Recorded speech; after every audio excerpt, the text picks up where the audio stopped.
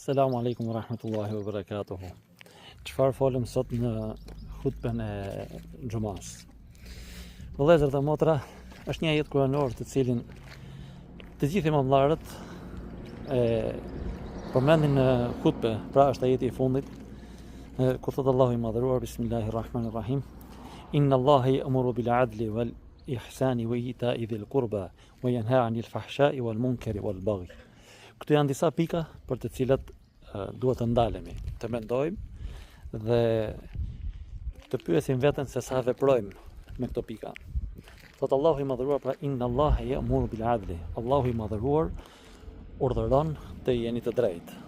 Të jeni të drejtë kundrejt Allahut të madhëruar, të mos e mohoni atë dhe të mos i bëni shirkati. Të jeni të drejtë kundrejt njerëzve, të mos i hani hakun, të mos i ofendoni në mënyrë që në ditën e gjykimit të dilni me hakun e tyre. Pra, pika e parë është të jeni të drejtë. Inna Allahi ya'muru bil 'adli wal ihsani, dhe të jeni të mirë, të keni mirësi.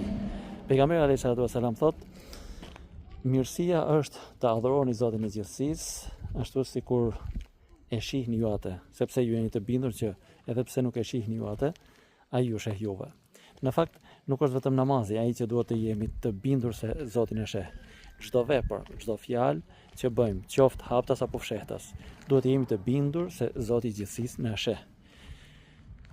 Pas ihsanit, pra Inna Allaha ya'muru bil 'adli wal ihsani wa ita'i dhil qurba, dhe na urdhëron që të japim për të afërmit, të mbështesim ata, të ruajmë ata dhe të jemi të kujdesshëm pra për ta. Pastaj thot wa yanha 'anil fahsha'i, dhe ju ndalon ai nga imoraliteti. Imoraliteti, thot pejgamberi alayhi salatu wasalam, është mëkat i madh dhe të çon për në rrugë të keqe. Wa yanha 'anil fahsha'i wal munkari, dhe çdo të keqe, pra të shpifur, mund të themi, ku thot pejgamberi alayhi salatu wasalam, nëse shikoni një të keqe, largojeni atë me dorë. E nëse nuk mundi me dorë, atëherë me fjalë. E nëse nuk mundi me fjalë, atëherë largojeni atë me zemër, pra urrejeni atë. Por mos harroni se kjo është shkalla më e dobët e besimtarit. Wa yanha 'anil fahsha'i wal munkari wal baghi, dhe na ndalon nga padrejtësia. Pra, nëse na urdhëron të për drejtësi në fillim të ajetit, këtu na ndalon nga padrejtësia, nga çdo lloj padrejtësie që ne mund të bëjmë.